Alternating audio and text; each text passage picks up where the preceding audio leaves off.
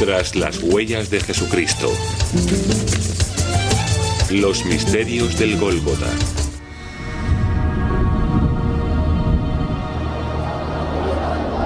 Tomaron pues a Jesús, que llevando su cruz, salió al sitio llamado Calvario, que en hebreo se dice Gólgota, donde le crucificaron y con él a otros dos, uno a cada lado, y Jesús en medio.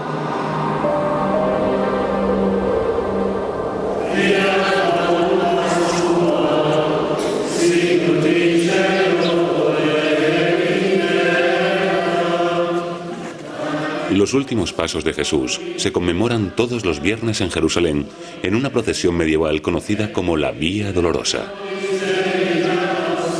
14 estaciones marcan los hechos que rodean la angustiosa marcha de Jesús hasta la cruz, finalizando con los lugares tradicionales de su crucifixión, entierro y resurrección albergados en la actual iglesia del Santo Sepulcro.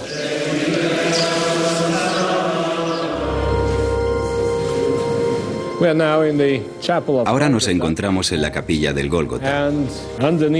Y debajo de este cristal, aquí, podemos ver muy bien el lecho de roca. El lugar exacto de la cruz está ahí, debajo del altar.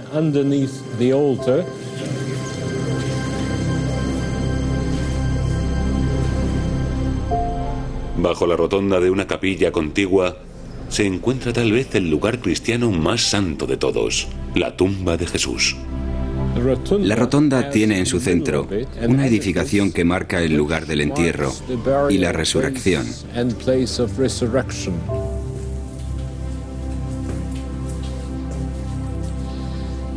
Ahora estamos en la capilla, que con su forma actual se remonta a principios del siglo XIX y sustituyó la cámara tallada en la roca que una vez estuvo aquí y en cuyo interior enterraron a Cristo. Los peregrinos han estado venerando los lugares tradicionales de la muerte de Jesús durante casi 1700 años. Pero ¿cómo saben que son auténticos? La respuesta a esa pregunta se encuentra en un lugar insólito: la Roma imperial. En el 325 después de Cristo, Constantino el Grande, el primer emperador cristiano de Roma, decretó que los lugares de la muerte de Jesús debían ser adornados con una gran basílica.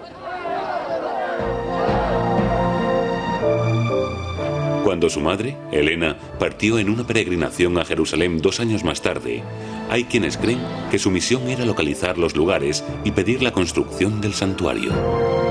Lo que trajo fue dinero, no conocimiento, y para determinar los lugares se limitó a preguntarle a los vecinos. Y le hablaron de un lugar muy extraño. Le dijeron que estaba enterrado debajo del templo de Venus, ¿no? Pero bueno, un momento, ¿cómo es posible? Los cristianos de la zona le habrían explicado a Helena que en el año 70 después de Cristo los soldados romanos habían destruido Jerusalén. Cuando el emperador pagano Adriano reconstruyó la ciudad, hizo que taparan con tierra el lugar de la muerte y resurrección de Jesús y que lo coronaran con un templo a Afrodita.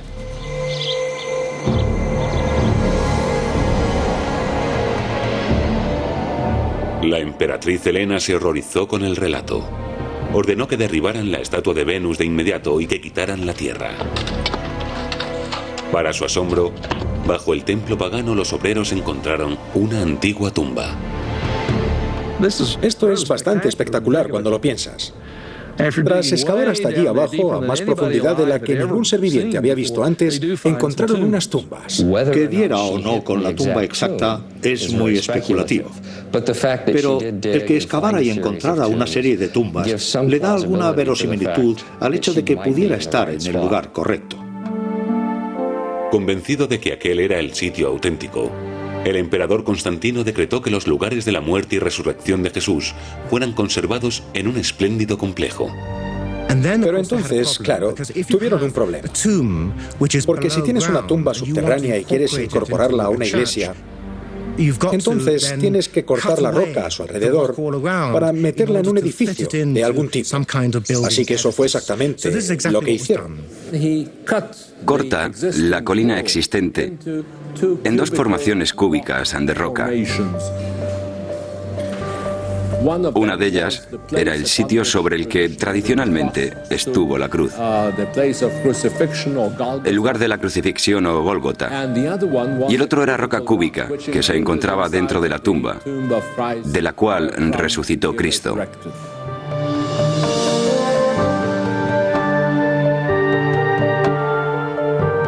Tras 10 años de construcción, la primera iglesia del Santo Sepulcro fue dedicada en el año 355 después de Cristo. Se convirtió rápidamente en el lugar de peregrinación más importante de la cristiandad. Según fue creciendo la fama de la iglesia, asimismo aumentaron las leyendas sobre la emperatriz Helena. Su nombre fue relacionado con el descubrimiento de numerosas reliquias religiosas, incluyendo la auténtica cruz en la que Jesús fue crucificado.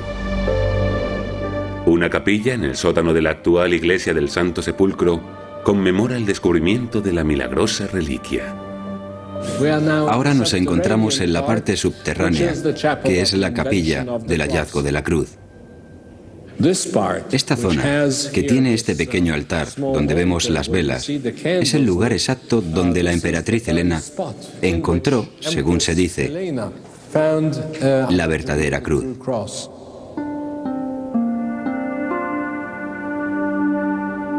Sin embargo, el Dr. Barkey cree que la tradición es falsa. Este lugar no fue abierto ni quedó al descubierto durante los tiempos de la primitiva comunidad cristiana. No fue penetrado antes de la época medieval. Algunos eruditos incluso se cuestionan si Helena tuvo algo que ver con la iglesia del Santo Sepulcro. Las fuentes históricamente solventes no relacionan a Helena ni con el hallazgo de la cruz ni con el de la tumba. Y cuando fue a Jerusalén, no se menciona ninguna relación entre Helena y la iglesia del Santo Sepulcro. Esta relación es una tradición posterior. Pero no todos coinciden con el análisis del Dr. Drivers. Yo sí creo en el hallazgo de la cruz. Creo que algo pasó, porque si no, no habría habido motivo para que la iglesia de Jerusalén aceptara que el lugar de la crucifixión estaba donde Helena dijo que tendría que estar. Estamos muy seguros de que Helena sí encontró una tumba del siglo I en el lugar donde la iglesia del Santo Sepulcro se encuentra actualmente. Cuando Helena vino a Jerusalén, encargó una iglesia en el lugar donde Jesús había muerto. Cuando excavaron, seguro que rezando por tener suerte, encontraron la tumba que había sido venerada en la memoria de Jerusalén. Ahora, no tengo ni idea de si ella estuvo presente o no. Dudo que permaneciera allí tanto tiempo. Independientemente del papel que tuviera su madre en ello, la basílica original de Constantino estuvo en pie durante casi 700 años. Pero en el 1009 después de Cristo, la iglesia sucumbió al cambiante clima político. Hubo un terrible califa fatimí llamado Al-Hakim que llegó a Jerusalén y ordenó que todas las iglesias cristianas fueran destruidas, incluyendo la tumba de Jesús. Así que la propia tumba de Jesús fue destruida hasta los cimientos, casi completamente arrasada, y toda la superestructura de basílica fue destruida.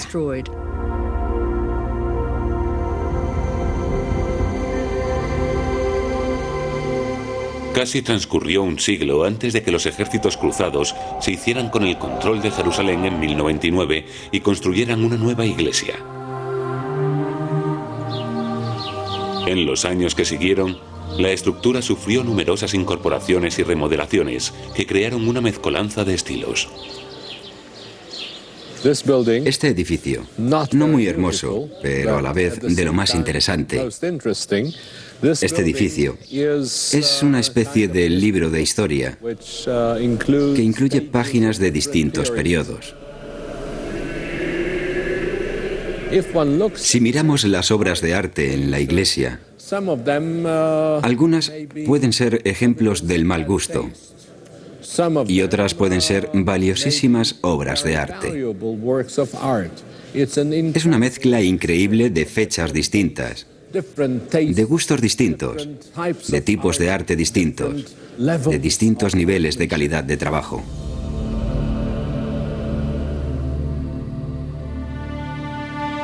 A lo largo de la historia, diversas confesiones lucharon por el control de la Iglesia, recurriendo con frecuencia a una violencia muy poco cristiana. En 1852, un edicto imperial turco terminó finalmente con las luchas, pero provocó una polémica aún mayor.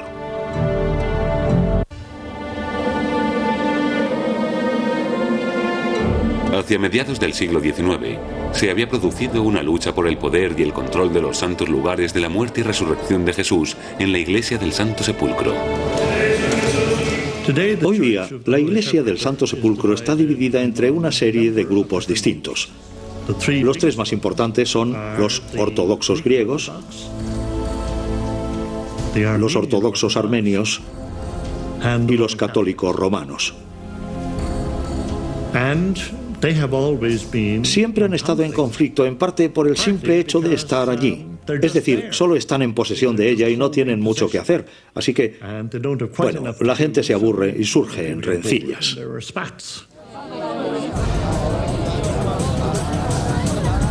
En un intento de acabar con las luchas, el sultán turco Abdülmecid formalizó el control del santuario en 1852, editando un folleto de 21 páginas llamado El Status Quo.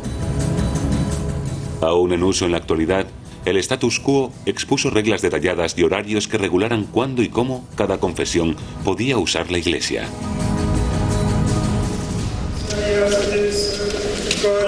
Por eso, incluso hoy día, en la sección católica, la misa es en latín, no en la lengua vernácula como en el resto del mundo, porque ese era el idioma utilizado cuando se hizo el tratado.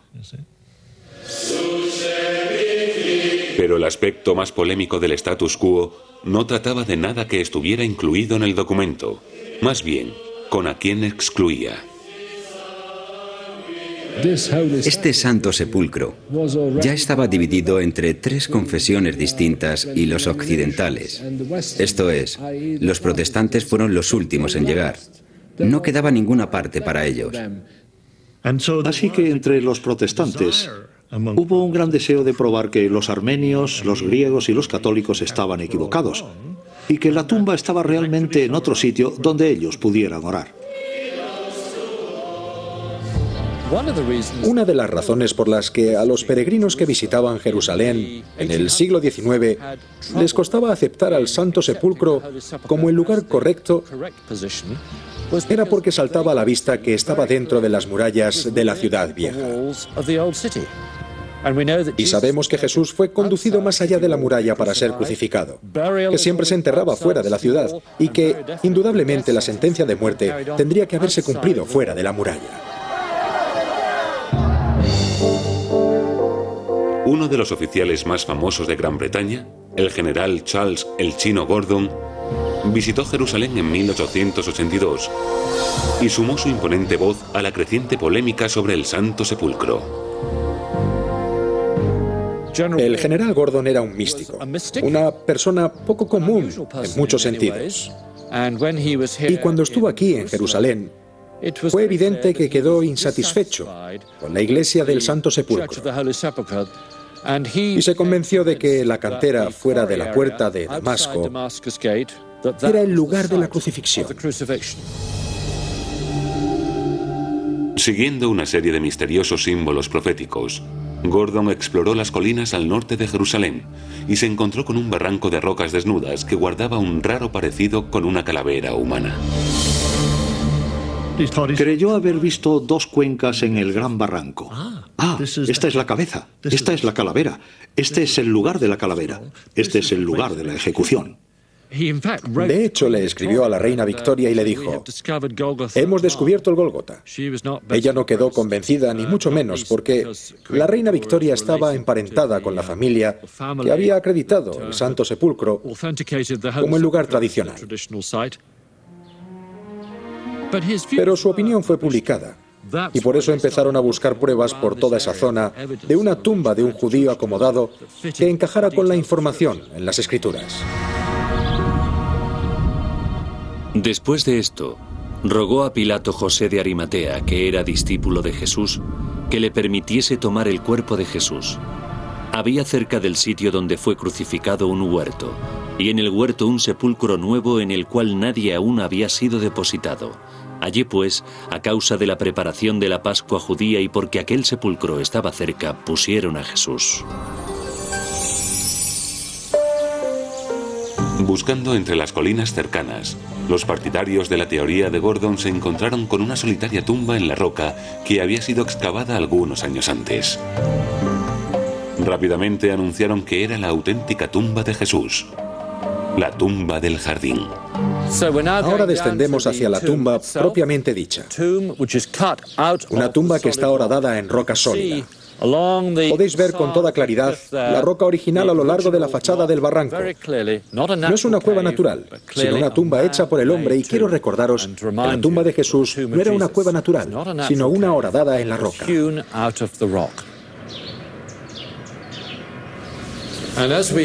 Y cuando llegamos a la tumba, vemos que es bastante amplia.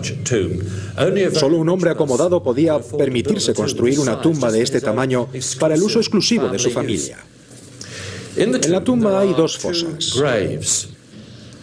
Hay una a este lado con una almohada de piedra para la cabeza, aquí, y un lugar tallado en la roca para los pies.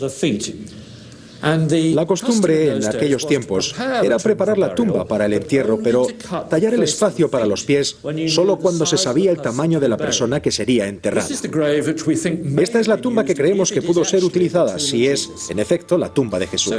Todo parece encajar y concuerda con la información en las Escrituras. La tumba judía de un hombre acomodado en un jardín cercano al posible lugar de la crucifixión.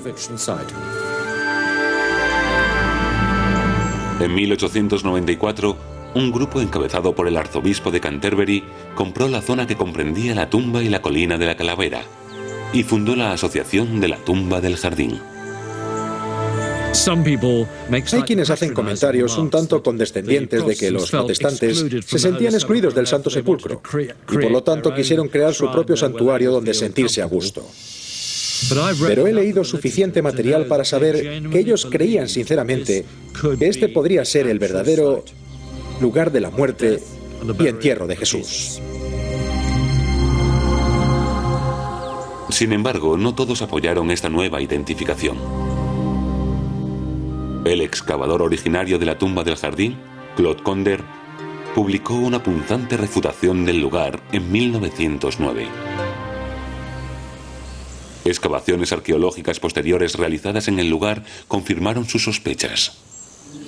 Una investigación arqueológica de la tumba del jardín demostró fuera de toda duda que esa cueva funeraria pertenece a la época del primer templo, a la Edad de Hierro. Es una tumba del siglo VI u VIII a.C. No podría ser la tumba sin estrenar de José de Arimatea. No muestra ninguna de las características de la época del segundo templo. Veréis, desearía sinceramente que la tumba del jardín fuera el lugar del entierro de Jesús. Es un lugar tan bonito. Pero me temo que no lo es.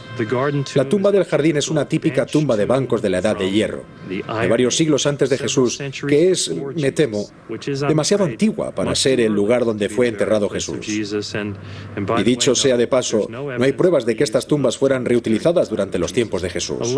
Un lugar precioso, pero no es la tumba de Jesús.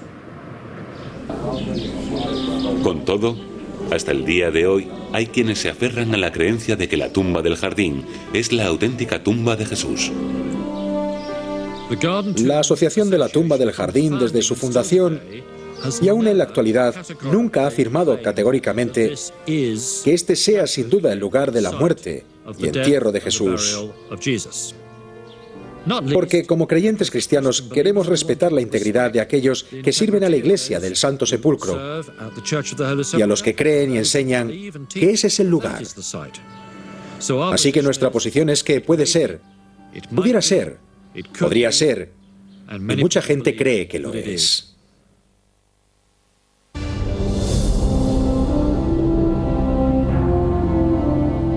Como los debates acerca de la legitimidad de la iglesia del Santo Sepulcro continuaron, los arqueólogos tenían muchos deseos de abordar la cuestión, pero se enfrentaron a un problema de gran importancia. Hubo pocas excavaciones en el Santo Sepulcro por lo delicado del lugar y porque tienes que obtener un permiso de las autoridades eclesiásticas, y levantar los suelos no es algo en lo que estén particularmente interesados. Con la iglesia del Santo Sepulcro oficialmente en zona prohibida para sus palas, los arqueólogos tuvieron que buscar otras formas de examinar el problema de su autenticidad. Centraron su atención en la cuestión de si el lugar estaba fuera de la muralla en tiempos de Jesús. Si el Santo Sepulcro estaba fuera de la muralla, como tradicionalmente se cree, muy bien podría haber sido la posible localización. De modo que la pregunta del millón es, ¿dónde estaba la muralla en el momento en que Jesús fue crucificado? Los especialistas sabían que cuando el emperador Constantino construyó su iglesia, estaba situada dentro de las murallas romanas de Jerusalén. También sabían que el lugar había estado dentro de la llamada Tercera Muralla, que el rey Agripa construyó en el año 41 después de Cristo, años después de la muerte de Jesús. Lo que no sabían era la posición de la muralla anterior que se alzaba en tiempos de Jesús. Esta segunda muralla, lamentablemente, no aparecía en ningún mapa y mereció apenas una corta y desconcertante mención en la obra de Flavio Josefo, el antiguo historiador judío. La segunda muralla empezaba desde la puerta que llaman Genat, que pertenecía a la primera muralla. Solo abarcaba el barrio norte de la ciudad y llegaba hasta la Torre Antonia. Konrad Schick fue un arquitecto alemán que trabajó en el siglo XIX y excavó un profundo pozo en el lado oriental de la iglesia del Santo Sepulcro. Allí se encontró con una pendiente muy pronunciada, una especie de barranco de piedra, y debajo de él había un montón de piedras alineadas que parecían provenir de una muralla. Yo creo que esas piedras provenían de la segunda muralla de Jerusalén, pero sin una excavación arqueológica apropiada, hecha con métodos modernos, no podemos estar seguros de que se trate de la segunda muralla. Los expertos empezaron a lamentarse. ¿Cómo podían esperar probar alguna vez que la iglesia del Santo Sepulcro estaba situada dentro de la muralla si no podían dar con la muralla? Una persona creyó que podría tener la respuesta a este aparente acertijo: la arqueóloga británica Dame Kathleen Kenyon. Mientras excavaba en el barrio cristiano de Jerusalén, en 1961, Kenyon descubrió pruebas de que había sido una cantera fuera de las murallas de la ciudad en tiempos de Jesús. Como esta excavación del lugar C estaba muy cercana a la iglesia del Santo Sepulcro, Kenyon se preguntó si también podría aportar pruebas indirectas sobre los lugares tradicionales de la muerte y entierro de Jesús. Como el lugar C se encontraba fuera de las murallas de Jerusalén hasta el siglo II después de Cristo, se puede deducir que el lugar que ocupa la iglesia estaba extramuros en la fecha de la crucifixión. No hemos probado, claro está, que la iglesia esté en el lugar del Calvario y el sepulcro, pero hemos demostrado que puede estarlo. 3 años más tarde, las conclusiones de Kenyon fueron corroboradas por el trabajo del arqueólogo franciscano Virgilio Corbo.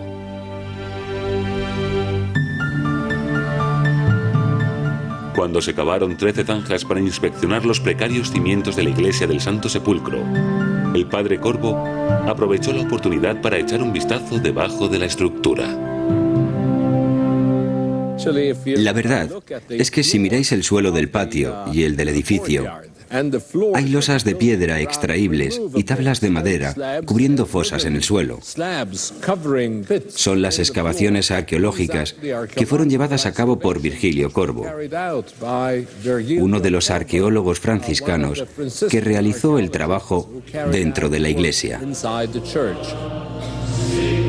Las excavaciones de Corbo demostraron que la zona debajo de la iglesia del Santo Sepulcro había formado parte de una enorme cantera en tiempos de Jesús, la misma descubierta por Kathleen Kenyon. Pueden encontrar pruebas de extracciones alrededor de esa zona. Su ancho es de aproximadamente 150 metros y de unos 200 de largo de esa antigua cantera. Así que también está mucho más allá del perímetro de la iglesia del Santo Sepulcro. Algunas de las pruebas de extracciones en la iglesia del Santo Sepulcro pueden verse dentro de la capilla subterránea del hallazgo de la cruz. De hecho, esta es una cueva en un lecho de roca.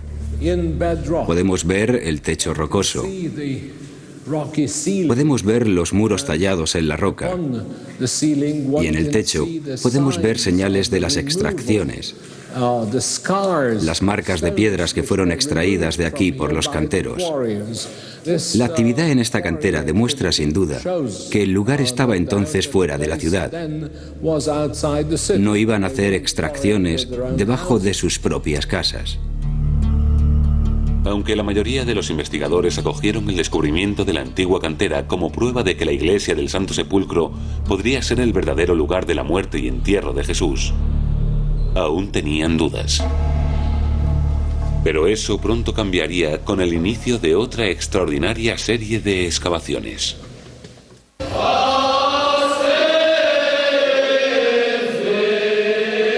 Con el éxito de las primeras investigaciones del padre Virgilio Corvo alrededor de la iglesia del Santo Sepulcro, pronto le siguieron otras excavaciones. Las diversas comunidades a cargo de la iglesia del Santo Sepulcro emprendieron sus propias excavaciones en distintos sitios. Así que los armenios excavaron en la zona detrás de la capilla de San Bartan y también bajo el suelo. Y la iglesia ortodoxa griega lo hizo alrededor de la roca del Calvario. Se encontraron con algunos artefactos muy interesantes y datos que nos ayudan a entender exactamente qué pasaba en tiempos de Jesús. Entremos. Excavada por los arqueólogos armenios en los años 70, la capilla de San Bartan consta de una serie de cámaras anteriormente desconocidas que suelen tener su acceso prohibido al público. Esta es la capilla de San Bartan y los mártires armenios. La verdad es que es uno de los lugares más fascinantes dentro de este complejo del Santo Sepulcro. Forma parte de la misma cantera que hemos visto antes.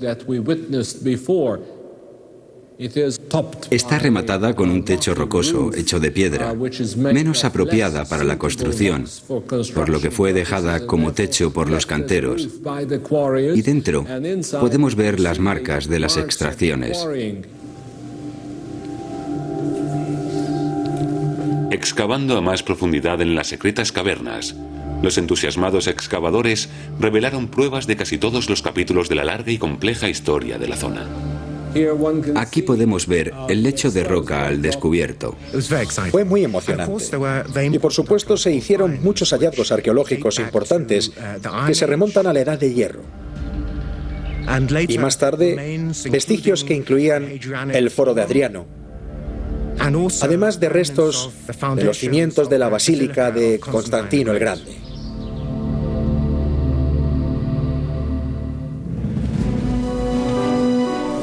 Dentro de la capilla principal de San Bartan, los excavadores hicieron su descubrimiento más fascinante. Un dibujo que el Dr. Barkey cree que data de principios del siglo IV. Sobre la superficie lisa de una de las piedras se ven los restos de un fresco pintado en una de sus caras que muestra la imagen de una embarcación.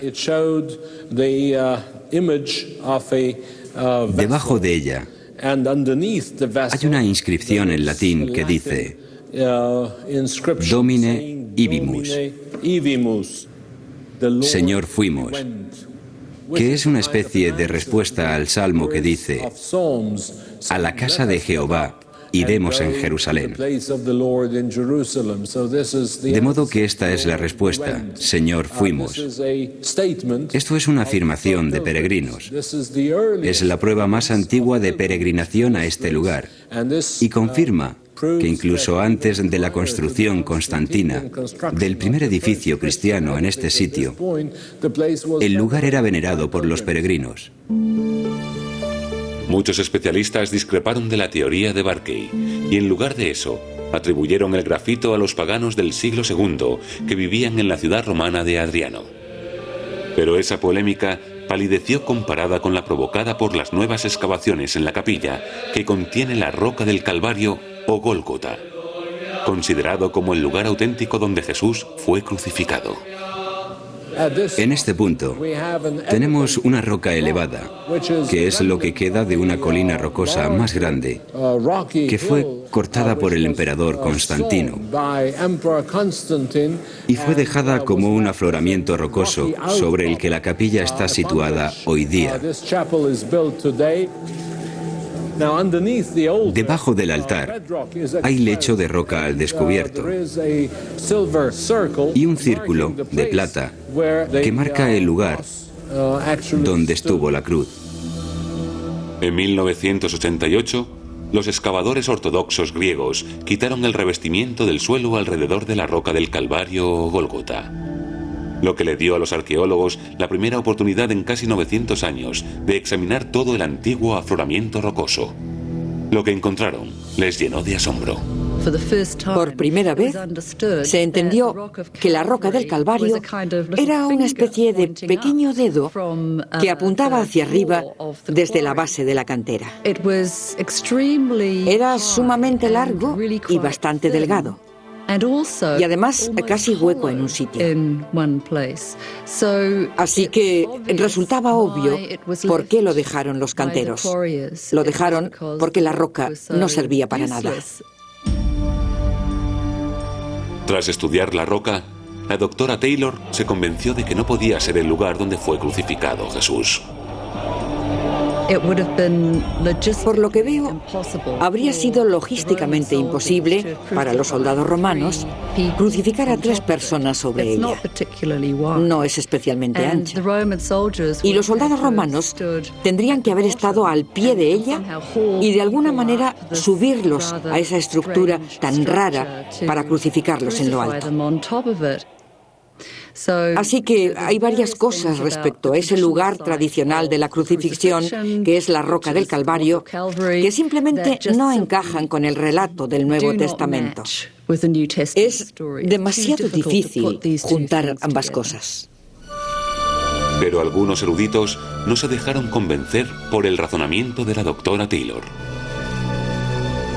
Mirad, lo que tenemos en la actualidad de la roca del Calvario solo es un fragmento. Pudo haber sido más grande. No podemos estar completamente seguros de que en el momento de la crucifixión la roca no doblara o triplicara ese tamaño. Así que no puedo coincidir totalmente con la idea propuesta por Joan Taylor de que sea imposible. Siempre hay una posibilidad. Sin embargo, yo creo que el término Gólgota se refiere a la zona en general antes que a un elemento concreto. Así que la crucifixión pudo haber sido en cualquier lugar en esa zona. La doctora Taylor está de acuerdo. Ahora cree que Jesús fue crucificado en la cantera conocida como Gólgota, pero 200 metros más hacia el sur del emplazamiento tradicional. Creo que el lugar de la crucifixión estaba cerca de la puerta Genath. Y esa puerta fue identificada por Abigat. Así que sabemos dónde estaba, y yo diría que la carretera se dirigía al oeste desde allí. Así que creo que Jesús fue crucificado en algún lugar a lo largo de esa carretera occidental para que la gente que pasara le lanzara insultos. Y eso indica que estaba más hacia el sur que el lugar tradicional de la crucifixión. Todavía dentro del borde de la cantera, pero a 200 metros al sur de la tumba y no a 40 metros al este. Así que el lugar de la crucifixión en el Jerusalén actual está en algún punto a lo largo de David Street. Pero sin levantar esa concurrida calle de Jerusalén, no es seguro que la polémica llegue a resolverse definitivamente. Tengo la sensación de que el emplazamiento del lugar de la crucifixión está por allí. Pero dónde exactamente, no lo sabemos con certeza.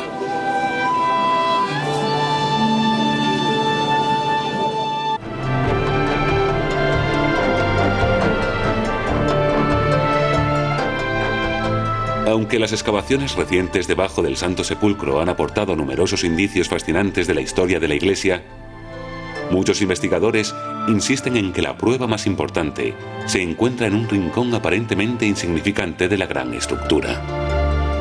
Es un lugar que no fue restaurado como los demás. Esta es una pequeña capilla que pertenece a la iglesia siria, que incluye una reducida cámara, en la cual hay lecho de roca al descubierto. En el lecho de roca hay una antigua cueva funeraria. Esa cueva es, según la tradición, la tumba de José de Arimatea y Nicodemo. La cueva es típica de la época de la Segunda Muralla, algo que es muy característico del tiempo de Jesús. Los investigadores indican que esta humilde cueva funeraria es una prueba de que esta zona era un cementerio en el siglo I después de Cristo, y una tentadora visión de lo que puede estar bajo la suntuosa decoración de la tumba de Jesús. Esta es la mejor prueba para el problema de la autenticidad del Santo Sepulcro. Aquí tenemos una tumba que se remonta a la época del Segundo Templo. Es inequívoco. Así que Elena encontró un cementerio judío del siglo I. De eso no hay duda. Para mí, como arqueólogo, ese pequeño y bastante descuidado rincón de este edificio tan complejo es uno de los lugares más importantes de la iglesia.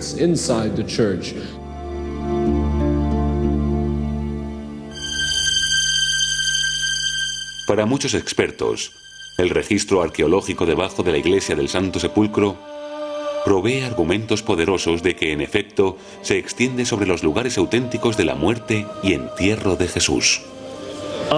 De las posibles alternativas, la que creo que tiene, con mucho, más posibilidades de ser el lugar auténtico es la iglesia del Santo Sepulcro. Creo que la iglesia del Santo Sepulcro es el lugar correcto. Lo que encontramos debajo de la iglesia del Santo Sepulcro es exactamente lo que leemos en el Evangelio. Creo en las tradiciones. Creo que hay que aceptar la tradición, a menos, claro está, que se tengan buenas y poderosas pruebas arqueológicas en sentido contrario. No creo que lleguemos a tener pruebas concluyentes, pero las que tenemos, tomadas de manera global, sugieren que este podría ser el lugar exacto donde Jesús fue ejecutado y enterrado.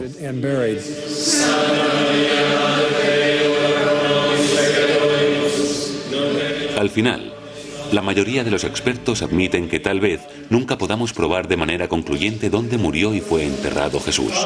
Pero quizás así es como debe permanecer.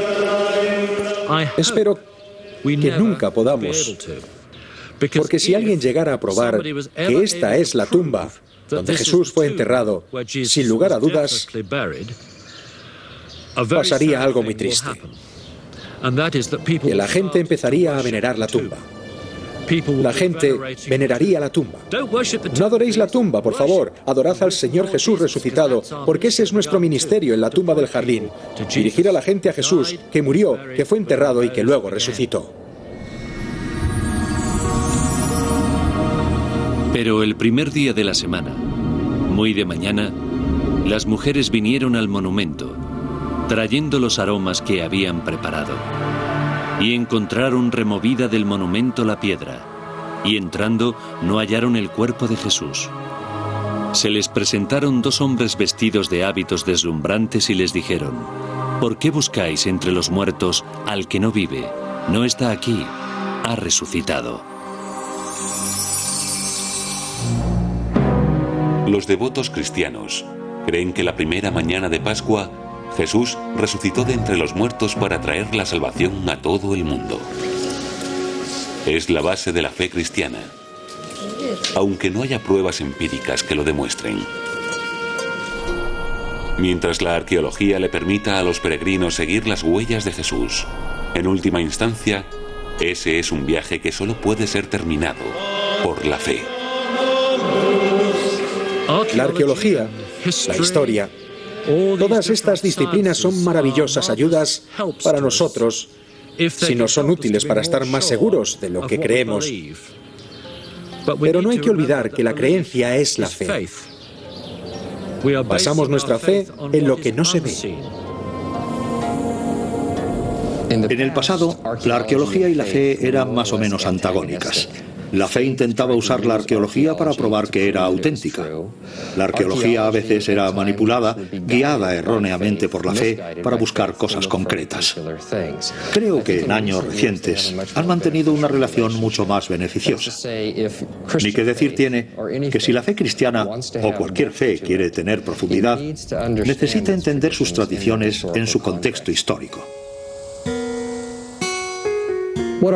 Lo que hace la arqueología por nosotros es contextualizar el relato del Evangelio. Simplemente entendemos mejor cuando los Evangelios dicen que Jesús fue allí o dijo tal cosa. Ahora lo entendemos porque la arqueología pone al descubierto el aspecto que tenía, las cosas que estaba haciendo la gente, las costumbres, los instrumentos. Ese es el auténtico valor de la arqueología. En realidad no prueba nada, solo aclara muchas cosas.